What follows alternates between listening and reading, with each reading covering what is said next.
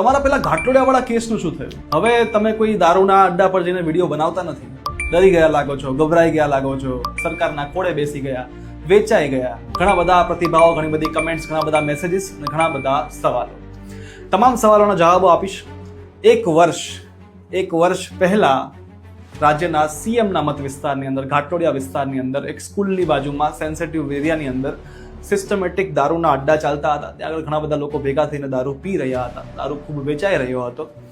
વિડીયોના માધ્યમથી અમદાવાદ મીડિયાની ટીમે આ જે સિસ્ટમનો જે લૂપ હોલ હતો, જે ભૂલ હતી, એ બતાવી અને વિડીયો પ્રસારિત કર્યો. કરોડો લોકોએ આ વિડીયો જોયો અને સવાલો કર્યા અમદાવાદ મીડિયાની ટીમે કે દારૂબંધી વચ્ચે રાજ્યના સીએમના વિસ્તારમાં આ શું ચાલી રહ્યું છે? આ શું ચાલે છે અહીંયા આગળ નજીકમાં ઘાટલોડિયા શાળા નંબર 2 છે. ત્યાંથી 100 મીટરના અંતરે પ્રતિક કોમ્પ્લેક્સના ખાંચામાં દેશી દારૂનો અડ્ડો ધમધમે છે. વિડીયો પ્રસારિત થવાની સાથે જ ઘાટલોડિયા પોલીસ સ્ટેશનના જે પોલીસ ઇન્સ્પેક્ટર હતા એમને તાત્કાલિક ધોરણે સસ્પેન્ડ કરવામાં આવ્યા. દારૂ વેચનાર વ્યક્તિ સામે 5 લીટર દારૂ પકડાયો તેવી ફરિયાદ કરવામાં આવી, જેમાં તેને બીજા જ દિવસે જામીન પણ મળી ગયા. અમારી ટીમ પર 2 ફરિયાદ કરવામાં આવી. એક ફરિયાદ એવી કે તમે ત્યાં આગળ જે ડ્રોન ઉડાડીને જે વિડીયોગ્રાફી કરી એ ગેરકાયદેસર હતું, એ જાહેરનામાનું ઉલ્લંઘન હતું. બીજી એફઆઈઆર, બીજી ફરિયાદ એ દારૂ વેચનાર વ્યક્તિએ કરી કે અમારી જગ્યામાં 4-5 લોકો ઘૂસી ગયા, વિડીયોગ્રાફી કરી, અમારી બદનામી કરી. કલમ 333 બીએનએસની હાઉસ ટ્રેસપાસિંગ, અમે કોઈને ત્યાં ઘૂસણખોરી કરી એવી ફરિયાદ અમારા પર કરવામાં આવી, જેમાં 7 વર્ષ સુધીની સજાનું પ્રાવધાન પણ અંદર હતું. ત્યારબાદ તમામ કાયદાકીય પ્રક્રિયા શરૂ થઈ, જેમાં નામદાર હાઈકોર્ટથી મને અને મારી ટીમને જામીન મળ્યા. અમે 1 વર્ષથી જામીન પર છીએ.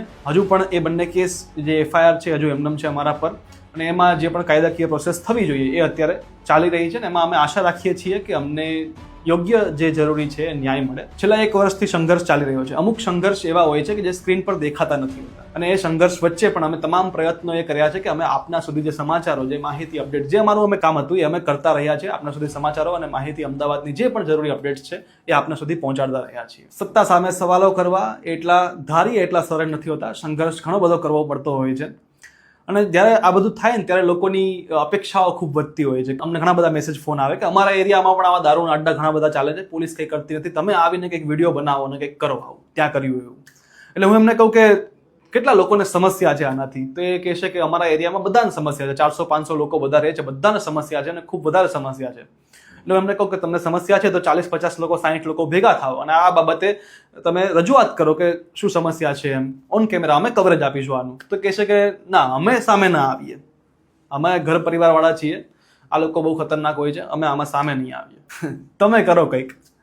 અને છતાંય પાછા અમુક મહાનુભાવો કમેન્ટ કરશે, મેસેજ કરશે કે હવે તમે આવું કંઈ બતાવતા નથી, ડરી ગયા છો, ગભરાઈ ગયા છો, ખોળે બેસી ગયા છો, ઘણા બધા શબ્દો વાપરશે. હવે એમને મારે ખાલી એટલું જ કહેવું છે કે રાજ્યનો સૌથી સેન્સિટિવ પોઈન્ટ, કે ત્યાં આગળ જો સ્થિતિ આવી હોય અને કેવી સ્થિતિ હતી એ અમે બતાવી દીધી.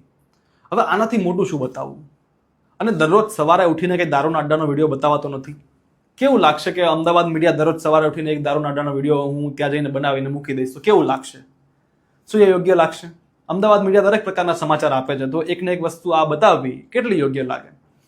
આ સૌથી સેન્સિટિવ હતું એ બતાવી દીધું, તો એના પર જે કાર્યવાહી થવી જોઈએ, એને જે ગંભીરતાથી લેવાનું હોય, એ કામ સત્તાનું હોય છે, એ કામ તંત્રનું હોય છે કે એ લોકોએ ગંભીરતાથી લેવું જોઈએ, લોકોએ જાગૃત થવાનું હોય છે. હવે આ બતાવ્યું એ પછી ફરક શું પડ્યો? શું અમદાવાદમાં દારૂના અડ્ડા બંધ થઈ ગયા? શું એ વિસ્તારમાં, ચલો ઘાટલોડિયામાં, અને ઘાટલોડિયા છોડો, એ વિસ્તારની અંદર ક્યાંય પણ દારૂના અડ્ડા બંધ થયા? કોઈ પણ સત્તાધીશ, કોઈ પણ અધિકારી, કોઈ પણ પોલીસ અધિકારી કોઈ પણ એવું ગેરંટી આપશે કે કહેશે કે ભાઈ મારા વિસ્તારમાં તો મારા હદ વિસ્તારની અંદર ના જ ચાલે, હું ગેરંટી આપું છું? કોઈએ એવું પણ જવાબદારી લીધી? એમની પાસે અઢળક પાવર છે, ઘણી બધી સત્તાઓ છે, એ લોકો ધારે ત્યારે ગમે તેના પર કેસ કરી દે, એટલી એમને સત્તાઓ છે.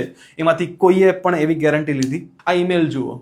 આ એક યુવતી છે, એ ઘાટલોડિયામાં એ વિસ્તારથી જ છે. સતત છેલ્લા કેટલાય મહિનાઓથી આ ઈમેલ કરી રહી છે કે એક યુવતી તરીકે હું ખૂબ જ અસુરક્ષિત અનુભવું છું, અમારા વિસ્તારમાં દારૂના અડ્ડા એમને એમ ચાલુ છે, કોઈ પગલાં લેવાતા નથી, પ્લીઝ અમારી મદદ કરો.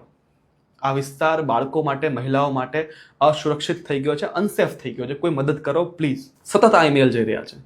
આ ઈમેલ જઈ રહ્યા છે અમદાવાદના police commissioner, state monitoring cell અને ડીજીપી સુધી આ ઈમેલ જઈ રહ્યા છે. એટલે એવું પણ નથી કે કોઈને ખબર નથી, બધાને ખબર છે. એટલે આ તો એવું થયું કે વેચનાર હજુ પણ વેચે છે, જેને સમસ્યા છે એમને કોઈને કંઈ સામે આવીને બોલવું નથી, અને જેમની પાસે પાવર છે, સત્તા છે, એમને કંઈ કરવું નથી. તો ફરક કોને પડ્યો? ફરક અમને પડ્યો છેલ્લા 1 વર્ષથી અમે કોર્ટ પોલીસ સ્ટેશનના ધક્કા ખાઈએ છીએ, જે અમે ક્યારેય કર્યું પણ નહોતું. એ અમારે 1 વર્ષથી કરવું પડી રહ્યું છે અને હજી ક્યારે આનો અંત આવશે એ ખબર નથી. છતાંય આટલા સંઘર્ષ વચ્ચે પણ અમદાવાદ મીડિયા હંમેશાથી નિષ્પક્ષ પત્રકારિતા કરતું આવ્યું છે, કરી રહ્યું છે અને કરતું રહેશે. જેટલા પણ લોકોએ અમારા પર વિશ્વાસ રાખ્યો, અમને સહકાર આપ્યો, એ તમામ લોકો, તમામ આપ વ્યુઅર્સનો હું જયમીન ચાંદગરા મારી આખી ટીમ વતી, અમદાવાદ મીડિયા ટીમ વતી હૃદયથી આભાર વ્યક્ત કરું છું. Thank you. જોડાયેલા રહો અમદાવાદ મીડિયા સાથે.